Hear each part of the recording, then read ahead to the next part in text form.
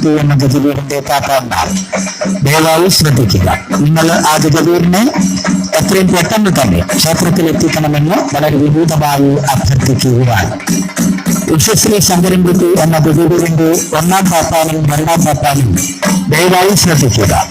നിങ്ങൾ ആ ഗജവീരനെ എത്രയും പെട്ടെന്ന് തന്നെ ഇൻസ്പെക്ഷൻ പോയിന്റിൽ എത്തിക്കണമെന്ന് അഭ്യർത്ഥിക്കുന്നു.